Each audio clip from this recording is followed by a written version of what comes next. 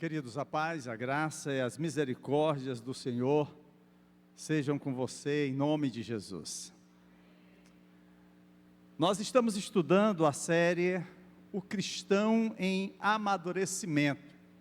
O nosso objetivo é aprender a caminhar em obediência a Deus e confiar nele. Certamente essa decisão nos ajudará a navegar no abismo sem fundo das incertezas que nós nos deparamos todos os dias da nossa vida. Por isso que nós escolhemos esse tema, o cristão em amadurecimento. Mas, será que você já refletiu, já pensou qual o significado de sermos cristãos em amadurecimento?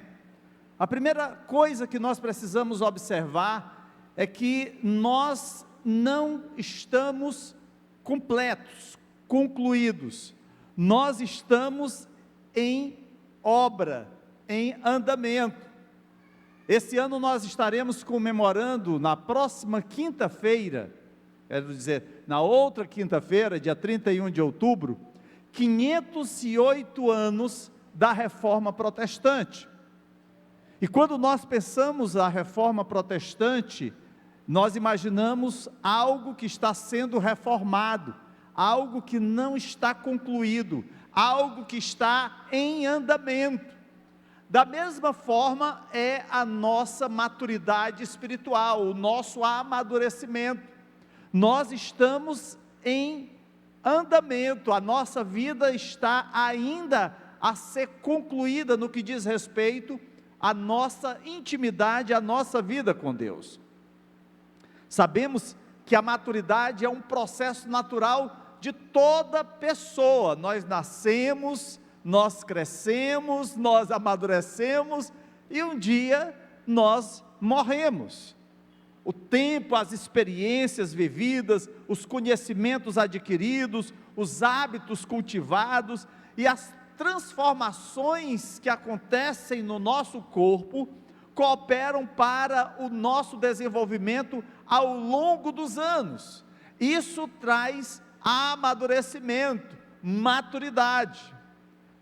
Mas há também um sentido bíblico acerca da maturidade, em especial da maturidade espiritual.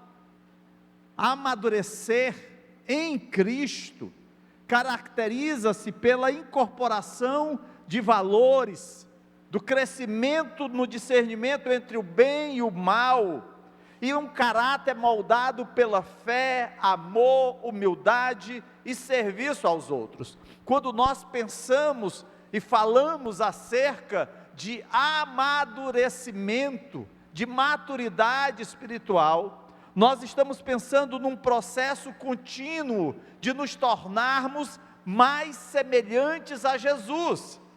E isso se dá através da obediência da palavra, da influência do Espírito Santo na nossa vida, da prática de boas obras, e não pela busca da perfeição humana, até porque nós nunca alcançaremos neste corpo a perfeição humana, sempre incorreremos em pecado.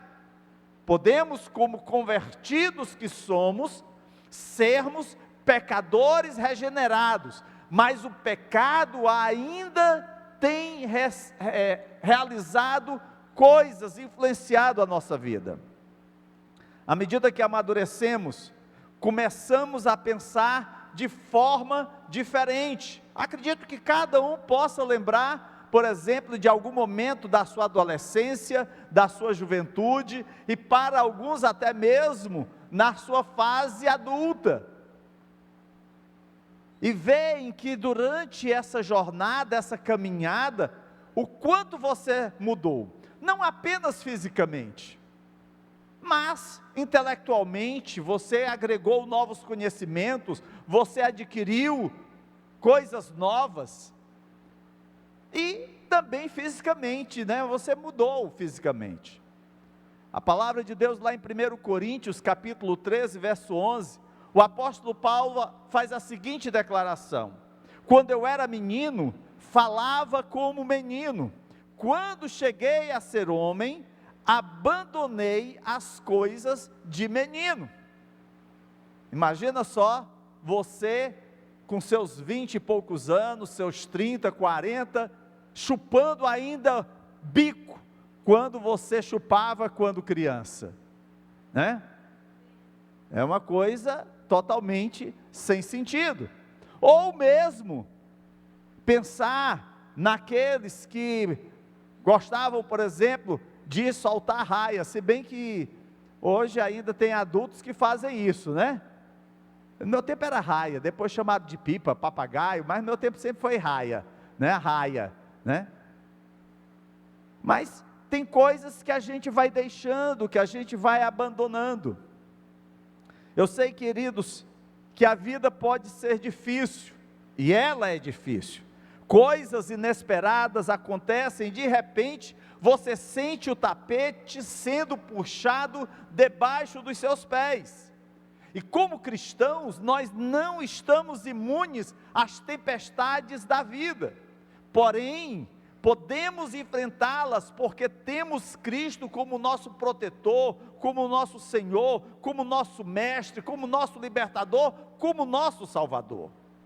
À medida que os ventos das tempestades sopram sobre a nossa fé, e apesar das dificuldades que todos nós venhamos a passar, por mais fortes que sejam os ventos bravios, continuamos firmes e crescendo em amadurecimento em Jesus.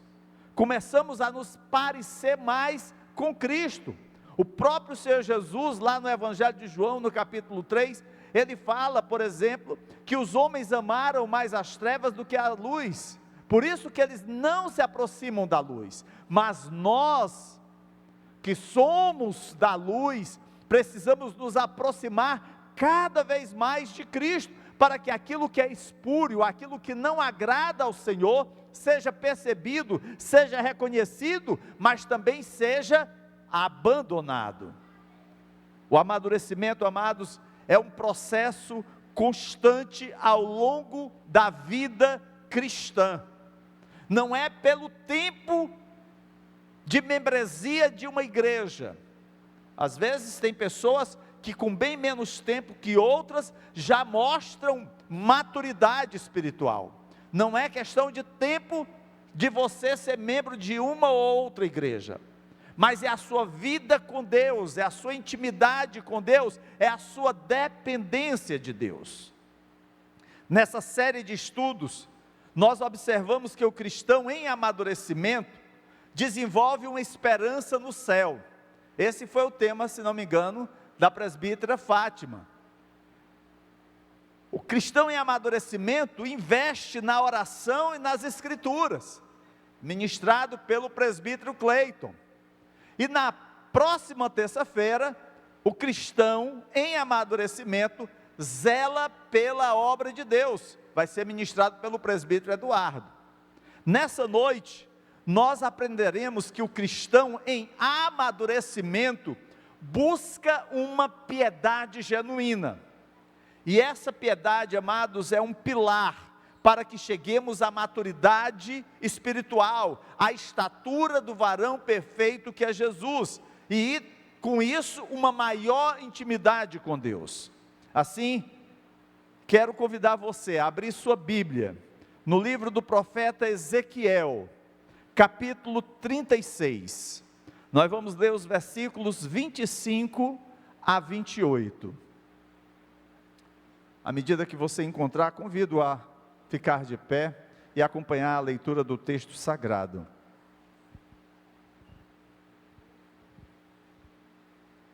Acompanhe a leitura dessa passagem.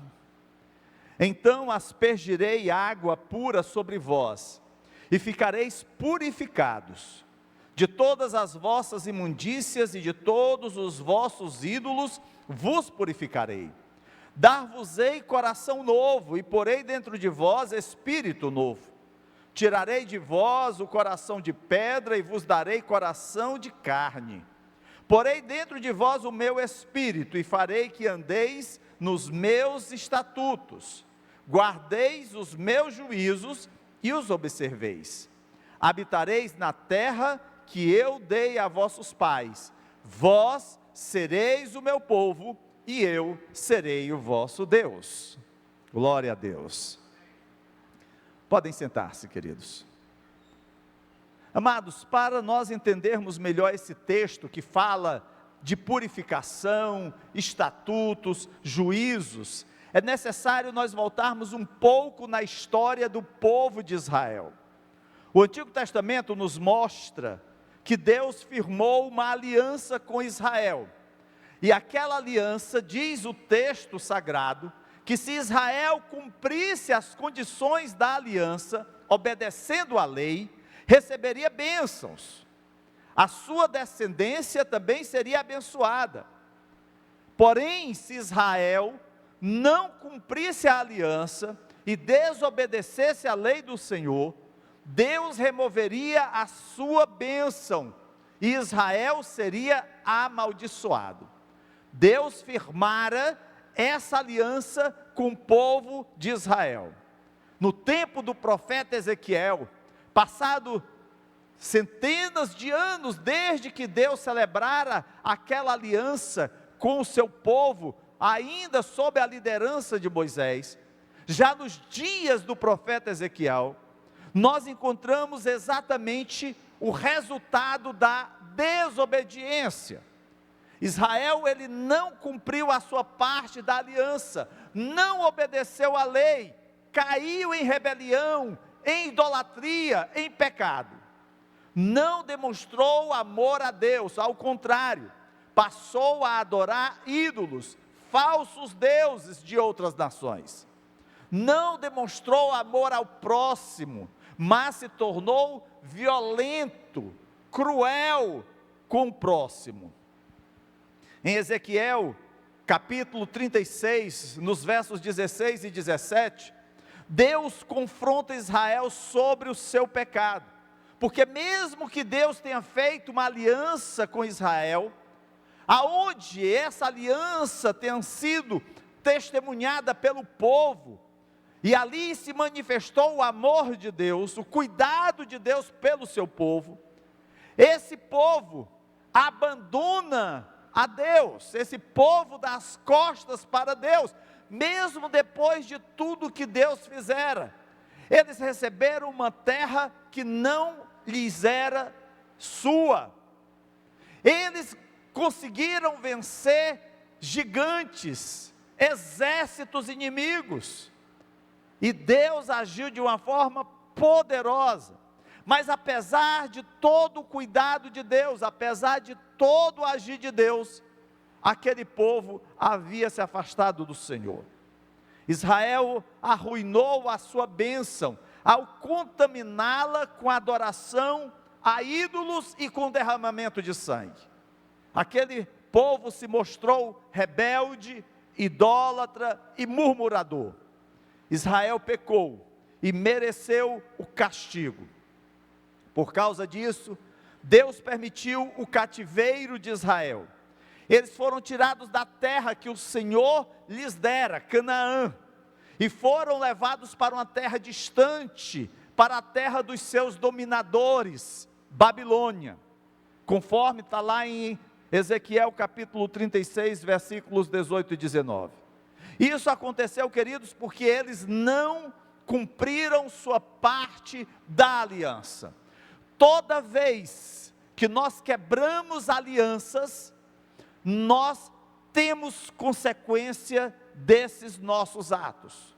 Isso quer seja com relação à aliança conjugal, isso quer seja com relação a uma aliança de compromisso que fazemos com relação ao trabalho ou alguma outra coisa. Há consequências. Não foi diferente para com o povo de Israel.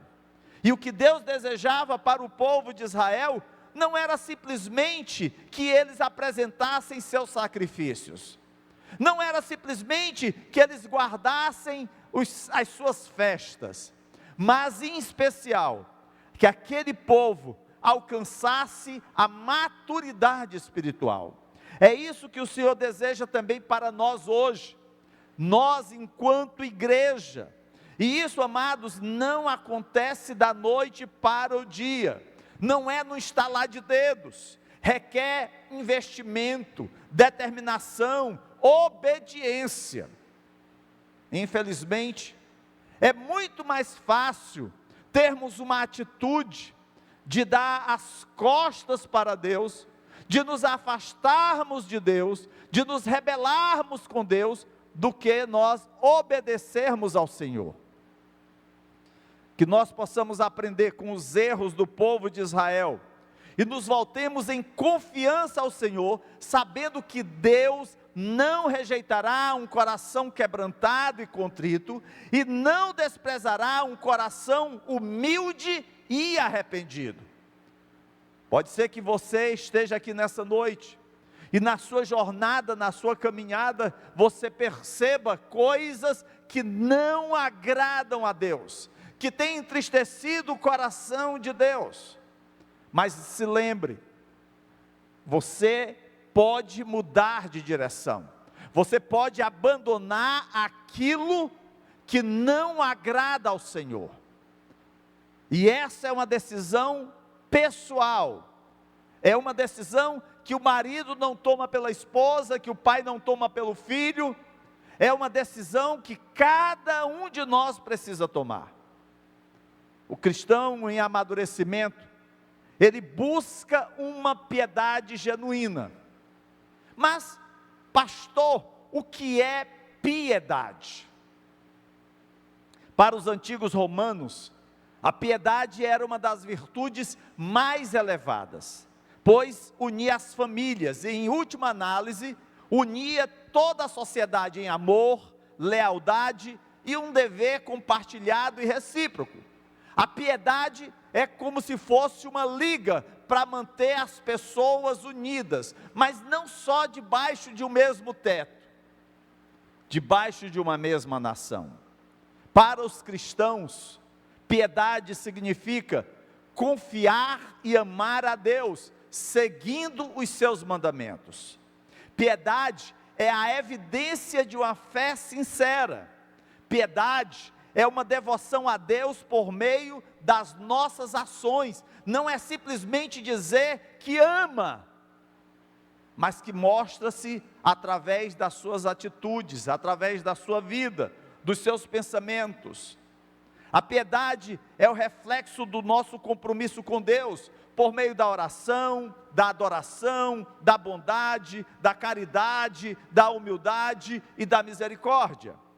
Piedade demonstra a nossa reverência a Deus, revelando a nossa devoção a Ele. Amados, eu lembro que teve um período, há bom tempo atrás, aonde eu me congregava numa igreja, e as pessoas não tinham reverência na hora do culto, se fazia tudo no culto, brincava, conversava, naquele tempo não tinha celular, pelo menos isso, se levantava, ia ao banheiro, ia beber água, ia lá fora, saía de um canto, batia papo com o irmão que estava do lado, atrás. O menos que se fazia era cultuar a Deus. Hoje, nós precisamos perceber o nosso grau de reverência a Deus. E eu não me refiro apenas à questão de estar conversando, brincando, ou no celular, ou coisa do gênero, mas é o que nos traz a presença do Senhor. Será que o que me traz a presença de Deus é apenas o hábito de vir à igreja? É simplesmente o desejo de rever alguém que há muito eu não via? Eu preciso entender que o ato de cultuar a Deus, ele é o mais importante na minha vida. É claro que eu posso fazer isso no meu lar, e devo fazer, mas o momento corporativo, o momento de igreja, ele é essencial, enquanto comunidade cristã. A piedade, queridos, como Paulo diz, lá em 1 Timóteo 4,8, ele diz que o exercício físico para pouco é proveitoso, mas a piedade para tudo é proveitosa, porque tem a promessa da vida que agora é e daqui há de ser. Ou seja, quando nós vivemos como crentes piedosos, nós não vivemos apenas para o presente, mas olhamos para o futuro, para a nossa vida futura com Deus. Mas vocês observam que no título da nossa mensagem nós usamos a expressão piedade genuína. E isso, queridos, nós fizemos para diferenciar da falsa piedade, também conhecida como religiosidade. Eu acho que vocês se lembram no trato de Jesus com os fariseus, que Jesus os chama de religiosos. Eles tinham uma falsa espiritualidade, uma falsa piedade. Por quê? Porque eles vislumbravam apenas a aparência. Eles demonstravam uma certa espiritualidade, mas essa espiritualidade tinha a finalidade de revelar a sua superioridade aos demais. Eles eram religiosos, eles eram preparados, eles estavam mais próximos de Deus do que a maioria, ou até mesmo para serem aceitos pelos outros, inclusive ter um aparente progresso ministerial, porque quanto mais ar de espiritualidade, de piedade eu passar, mais eu vou ser aplaudido. Se eu chego aqui no púlpito e já começo aqui a mudar a voz, as lágrimas começam a correr, um verdadeiro exercício teatral de encenação, pode ser até que eu consiga, de alguma forma, chegar ao coração de alguém, mas eu jamais chegarei ao coração de Deus, se as minhas atitudes, se o meu agir, for simplesmente uma falsa piedade, uma espiritualidade farisaica. Meu propósito nessa noite é caminhar com você e levá-lo a entender como você pode amadurecer buscando uma piedade genuína. E em primeiro lugar, queridos, para nós buscarmos o nosso amadurecimento através de uma piedade genuína, nós devemos ser purificados por Deus de todo o pecado. Isso é algo que todo filho de Adão e Eva neste mundo caído precisa, uma purificação completa do pecado. Às vezes as pessoas pensam que podem realizar isso de uma forma meramente pessoal. A ideia de que mesmo tendo vivido pecaminosamente antes, podem reformar seus caminhos, pelos seus próprios esforços, e até mesmo fazer melhor do que os outros. Alguns tentam virar a página, mas mesmo que os seres humanos caídos pudessem passar por uma reforma, jamais poderiam se purificar de toda culpa pelos pecados que já cometeram. Podemos deixar de beber, podemos deixar de fumar, podemos deixar de nos prostituir, porém, queridos, a mancha do pecado sempre vai nos acompanhar. A marca do pecado, da culpa, sempre vai estar sobre nós. Deus não se contenta com uma mera reforma superficial na vida das pessoas, e uma reforma profunda, somente o Espírito Santo pode realizar. Somente o Senhor perscruta a nossa mente e o nosso coração, para saber aquilo que precisa ser mudado. Pode ser até que nós tomemos boas decisões na vida, nos afastando de coisas que nós sabemos que não agradam a Deus. Mas na história humana, nós vamos perceber que nenhum homem conseguiu se afastar completamente do pecado. Somente Jesus, Ele que é o Cordeiro de Deus que tira o pecado do mundo, Ele que é sem pecado, é que pôde trazer a esperança de uma nova vida para cada um de nós, meros pecadores. Nada, além disso, pode fazer com que um pecador seja bem-vindo aos olhos de Deus e torná-lo são e curado com a sua alma. Qualquer coisa menos do que isso não seria uma piedade genuína. É por isso que aqui no versículo 25, Ezequiel diz: então aspergirei água pura sobre vós, e ficareis purificados, de todas as vossas imundícias e de todos os vossos ídolos vos purificarei. Aqui a gente poderia fazer até mesmo uma analogia ao momento do batismo. No batismo, nós descemos as águas, e o propósito ali não é um banhar para limpar uma sujeira, mas é um símbolo do nosso estado de morto, e agora sair das águas com uma nova vida em Cristo Jesus. E o sentido que nos é colocado aqui é exatamente esse: a água que purifica, a água que limpa. Deus providenciou, amados, o cumprimento integral desta promessa, a purificação completa de todo o pecado. Quando nós confessamos a Cristo como Senhor e Salvador da nossa vida, não apenas os pecados passados foram perdoados, mas todos os nossos pecados foram perdoados em Cristo Jesus. Porém, isso não nos avaliza a continuar fazendo do pecado uma prática. O pecado sempre precisa ser uma exceção na nossa vida.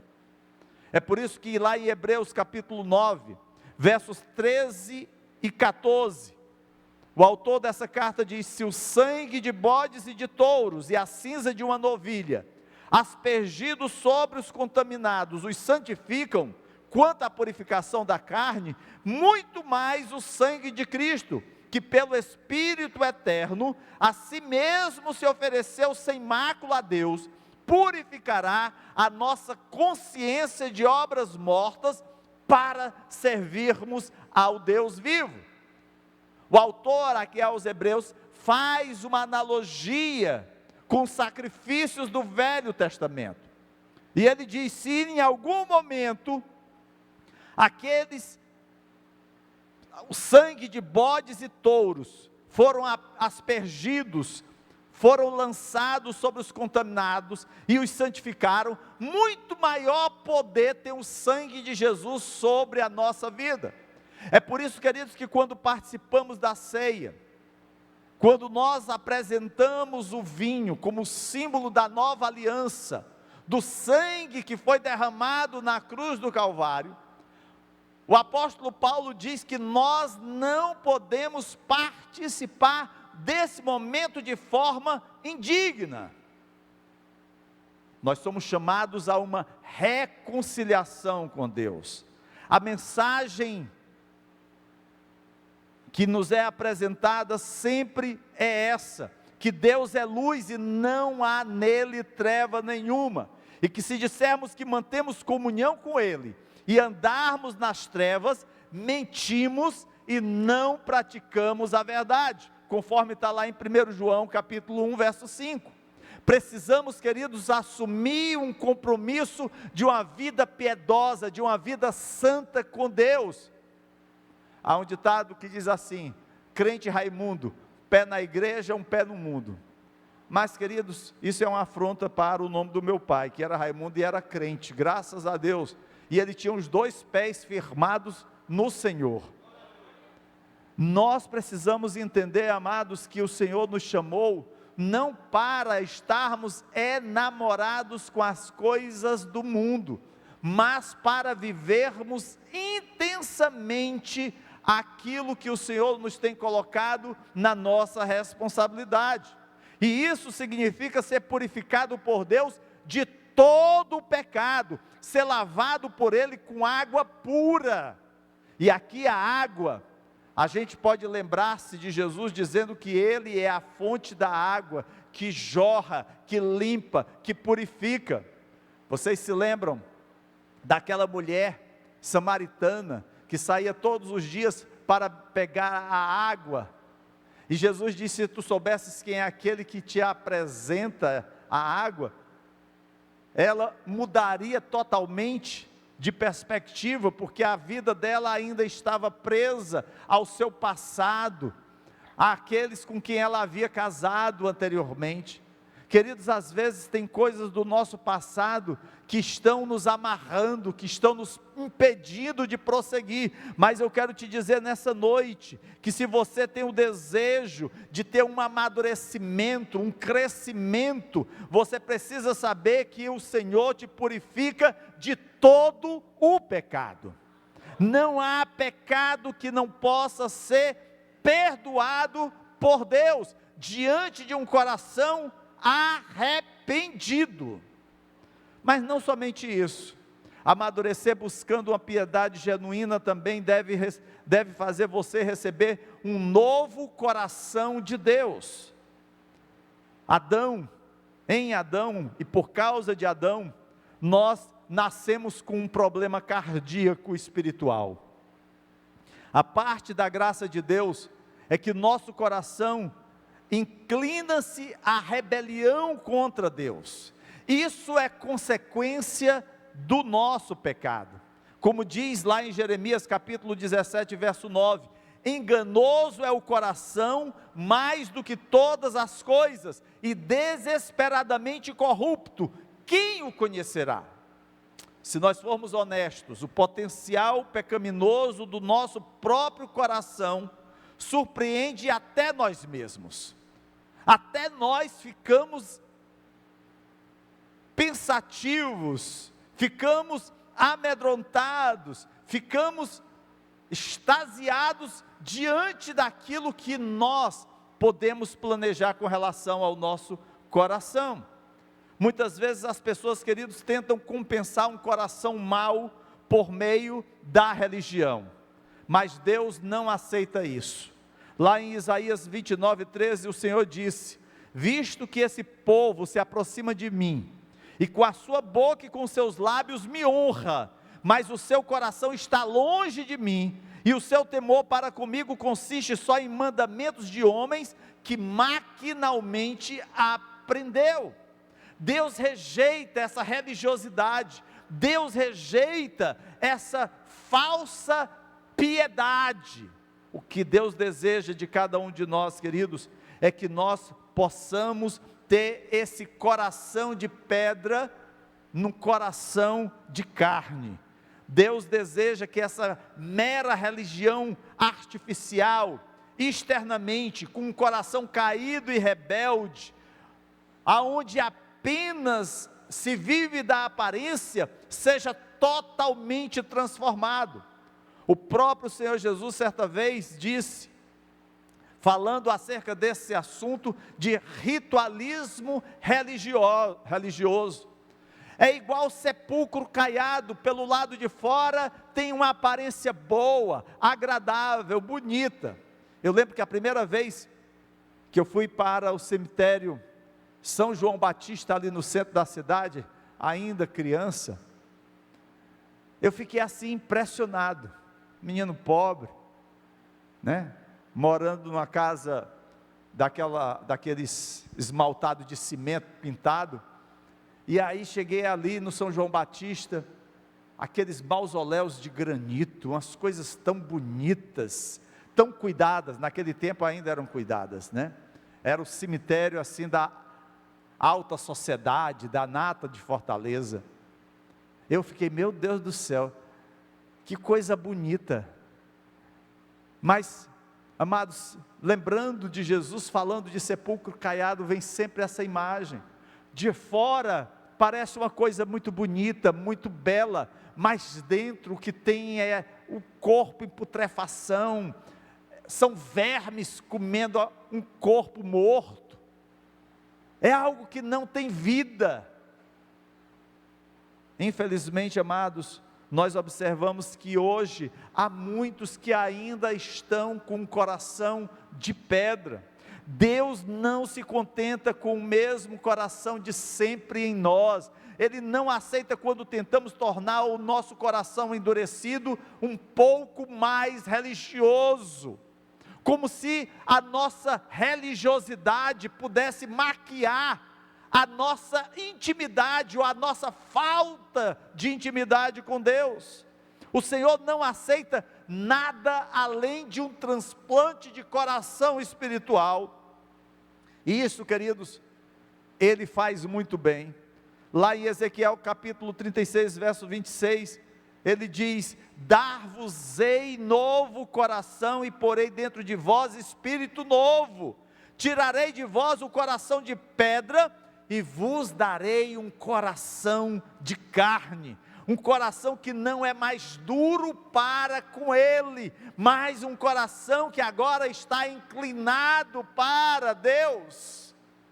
Isso significa receber de Deus um coração totalmente novo. Mas além de ser purificado por Deus de todo pecado, além de receber um novo coração, para amadurecer buscando uma piedade genuína, você deve ser fortalecido para viver uma vida que agrade ao Senhor. Veja aí o versículo 27, diz: porei dentro de vós o meu espírito, e fareis que andeis nos meus estatutos, guardeis os meus juízos e os observeis. Às vezes as pessoas resolvem viver como Deus quer que vivam, com base em suas próprias habilidades, elas decidem viver uma vida melhor. Todos nós, é claro, devemos nos esforçar para agradar a Deus, devemos buscar uma vida santa, uma vida piedosa, mas quando nós estabelecemos regras, normas, mandamentos, achando que isso que nós criamos vai agradar a Deus, vai ser uma grande decepção. Eu lembro que eu sempre pregava a minha família na nossa casa. Nós morávamos várias casas conjugadas, o mesmo quintal, e quando chegava sábado à noite, chamava a parentada toda e pregava para eles. Graças a Deus eles sempre foram muito receptivos à palavra. E numa dessas mensagens, a minha irmã aceitou Jesus. E aí, depois da conversão dela, eu disse assim: olha, agora você é crente, agora você não pode fazer isso, não pode fazer aquilo, não pode fazer isso, não pode fazer... Foi uma relação tão grande de coisas que ela não podia fazer, que ela não foi para a igreja, não quis saber do evangelho, ela não quis saber de nada, né? Ao invés de eu atrair para Deus, eu fiz foi afugentá-la, porque eu coloquei tanto peso sobre a vida dela, né? Eu não tinha maturidade ainda, não tinha sabedoria, e graças a Deus, pela misericórdia de Deus, a minha irmã anos depois se reconciliou, né? Hoje é uma serva do Senhor, serve lá na igreja de Leade do Parque Rio Branco. Mas queridos, às vezes as nossas normas, as nossas regras, quer sejam para nós, quer sejam para os outros, ao invés de atraí-las para Deus, faz com que elas se afastem. Na busca de uma piedade genuína, lembre-se, Deus não nos confia os nossos próprios esforços para viver a vida que lhe agrada. Ele não nos deixa entregue a nossa própria capacidade de viver de acordo com os seus mandamentos. Ele não depende da nossa determinação de viver uma vida santa diante dele, porque senão nós não viveríamos essa vida.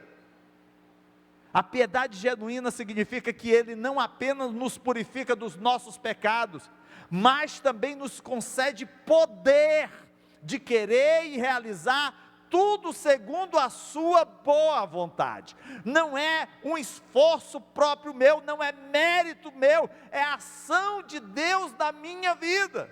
É por isso que eu preciso orar pedindo que Deus me fortaleça, que Deus me ajude a vencer os pecados, que Deus me ajude a sair daquilo que Ele não se agrada. O apóstolo Paulo, na sua carta aos Romanos, no capítulo 8, versos 1 a 4, ele diz assim: agora, pois, já nenhuma condenação há para os que estão em Cristo Jesus, porque a lei do Espírito da vida em Cristo Jesus te livrou da lei do pecado e da morte, porquanto o que fora impossível à lei, no que estava enferma pela carne, isso fez Deus enviando o seu próprio Filho em semelhança de carne pecaminosa, e no tocante ao pecado, e com efeito, condenou Deus na carne o pecado, a fim de que o preceito da lei se cumprisse em nós, que não andamos segundo a carne, mas segundo o Espírito. Nós outrora andávamos segundo a carne, mas hoje nós andamos segundo o Espírito, apesar dos nossos erros, apesar das nossas falhas, porque quem nos capacita, quem nos fortalece é o Senhor. Não é mérito seu. Você jamais vai poder chegar na presença de Deus e dizer: olha, Senhor, eu consegui, eu fiz. Nós não conseguimos nada, queridos. O que nós conseguimos é cair, é fraquejar, é pecar. A busca por uma piedade genuína significa que Deus faz com que o Espírito Santo, a terceira pessoa da Trindade, habite permanentemente naqueles que Ele salva. Você é templo, você é morada, você é casa do Espírito Santo. Como você tem cuidado dessa casa? Você tem permitido que maus pensamentos, você tem permitido que palavras grosseiras, que atitudes insólitas tenham sido práticas na sua vida? É Deus que capacita você a viver como Ele deseja, e faz isso pela capacitação do Espírito Santo, para que você ande de acordo com a sua palavra.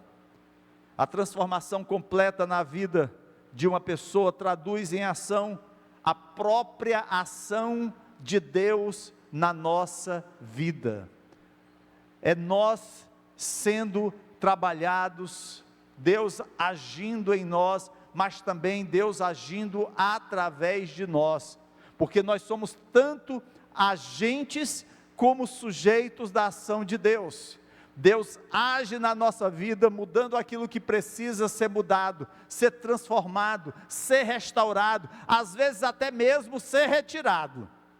Mas também Deus nos usa como agente de transformação, para abençoar outras vidas, para estar cuidando de outras vidas, para estar ensinando outras vidas, para estar sendo exemplo para outras vidas. E por último, amadurecer buscando uma piedade genuína. Você também receberá uma nova identidade no relacionamento com Deus. Deus prometeu que depois de chamar seu povo de volta para si, de restaurá-lo, depois que Ele pela graça os lavou de todos os seus pecados, depois que Ele os colocou um novo coração e um novo espírito, depois que o Espírito Santo passou a residir permanentemente neles, Deus os capacitou a viver de acordo com a vontade dEle. É por isso que lá no versículo 21 ele diz: habitareis na terra que eu dei a vossos pais, vós sereis o meu povo e eu serei o vosso Deus. Queridos, essa transformação, ela não é meramente uma coisa que é reinventada por nós mesmos. Essa é uma questão, queridos, que nós precisamos entender, que não é simplesmente uma reorganização da agenda, não é simplesmente uma repaginada, não é simplesmente uma mera reforma apresentável, não, é uma transformação profunda, é algo que acontece na vida de homens e mulheres decaídos, homens e mulheres que se rebelaram contra Deus, homens e mulheres que estavam afastados dos caminhos do Senhor, e que jamais seriam aceitáveis aos seus olhos. Mas quando o próprio Deus transforma alguém, essa pessoa se torna uma pessoa completamente nova, com uma identidade completamente nova, e que entra em um relacionamento completamente novo com Ele. É por isso que Paulo, lá em 2 Coríntios capítulo 5, verso 17, diz assim: e assim, se alguém está em Cristo, é nova criatura, as coisas antigas já passaram, eis que se fizeram novas. Você não pode olhar para o passado com um ar saudosista. A gente pode ter memórias, a gente pode ter lembranças da infância, da adolescência, da juventude, mas nós não podemos ficar enamorados pelos pecados que um dia já cometemos. Precisamos saber que deles nós nos afastamos. E é por isso que o próprio Senhor disse que eles foram lançados no mar do esquecimento. Deus já se esqueceu deles. Por que que nós queremos reavivá-los na nossa memória? Não somos, queridos, mais estranhos e forasteiros para Deus por causa dos nossos pecados. É como Paulo coloca lá em Romanos capítulo 8, versos 15 a 17. Porque não recebestes espírito de escravidão para viverdes outra vez atemorizados, mas recebeste o espírito de adoção, baseados no qual clamamos: Abba, Pai. Vocês se lembram quando o pastor Júnior estava pregando aqui no último domingo, e ele falou acerca dessa expressão? Queridos, é uma expressão que indica intimidade com Deus, é algo que mostra, que denota a nossa dependência a Deus. E aí, Paulo disse: o próprio Espírito testifica com o nosso Espírito que somos agora filhos de Deus, não mais somos filhos do diabo, não somos mais escravos do pecado, nós somos agora filhos de Deus. E se somos filhos, somos também herdeiros, herdeiros de Deus e co-herdeiros com Cristo. Se com Ele sofremos, também com Ele seremos glorificados. Amados, quando nós olhamos para a nossa vida e percebemos áreas que estão sendo ameaçadas pelo inimigo, áreas às vezes que nós mesmos temos abandonado a própria sorte, precisamos entender que nós precisamos investir para que a nossa vida seja uma vida totalmente transformada pelo poder de Deus. Entenda, amados, que na Bíblia nós somos instados a buscar uma piedade genuína, para assim amadurecermos, para assim crescermos na intimidade com Deus.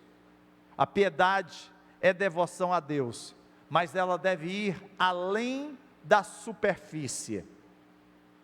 Eu lembro, antes da minha conversão, a ideia que eu tinha de Deus, ou a ideia que eu tinha para cultuar a Deus, era simplesmente cumprir a minha obrigação de no domingo ir para aquela igreja, e ali eu fazia uma verdadeira ginástica, ora ficava sentado, ora ficava em pé, ora ficava de joelho, mas era um mero ritual.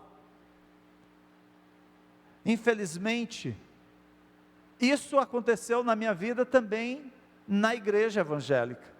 Em algum momento da minha caminhada, eu deixei de cultuar a Deus, e passei apenas a mostrar para as pessoas que eu estava ali, que eu não estava afastado. Podia não estar afastado dos irmãos, mas de Deus eu estava. Até que eu reconheci, queridos, que eu precisava mudar, que eu precisava de Deus na minha vida, que eu precisava amadurecer, crescer, e isso, amados, não acontece da noite para o dia, é uma jornada, é uma caminhada que leva toda a nossa vida. Haverá um dia que nós não precisaremos mais amadurecer, e nesse dia é porque nós estaremos na presença do Senhor, e chegaremos então à maturidade do varão perfeito. Até lá, nós vamos estar nessa jornada. Assim, concentre-se em desenvolver sua caminhada com Deus, e disso fluirá a sua piedade e a sua devoção. À medida que você se aproxima de Deus, Ele o transforma mais e mais. Quanto mais nós nos aproximamos da luz, quanto mais nos achegamos a Cristo, mais identificamos aquilo que precisa ser mudado em nós.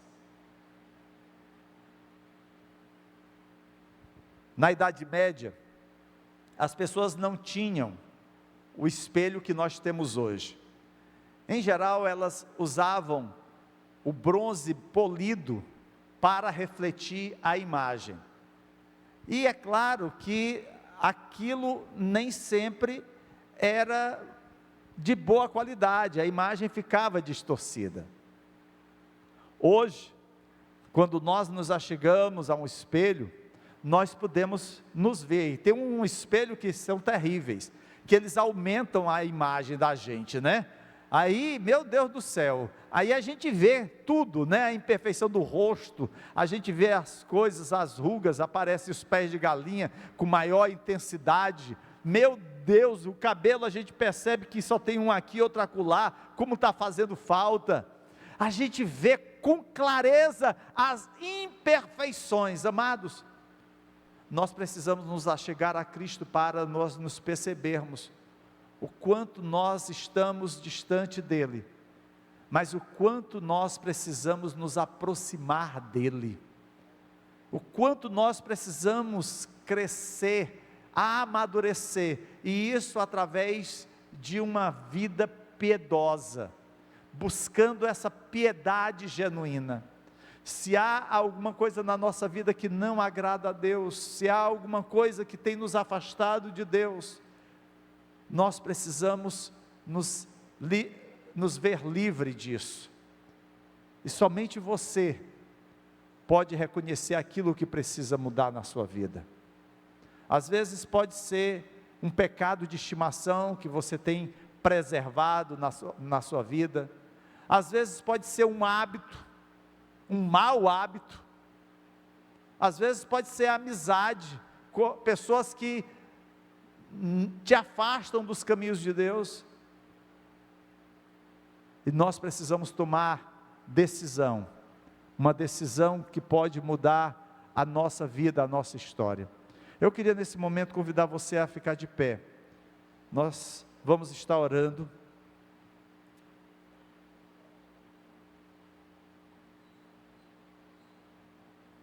e se há algo na sua vida que você reconhece, que precisa ser transformada, que precisa ser mudada, ou se tem algo que você pode até desconhecer, você só está recebendo as consequências de tudo isso, e você não sabe o que é, mas peça a Deus que lhe revele, que lhe mostre, para que você possa estar se afastando do mal que tem entristecido o coração de Deus. Pai querido e amado, Deus Todo-Poderoso, Senhor, eu quero te louvar, te agradecer, ó Deus, pelo teu amor, pela tua bondade, pela tua misericórdia. Obrigado, Senhor, porque através da tua palavra nós encontramos caminhos verdadeiros, genuínos a seguirmos.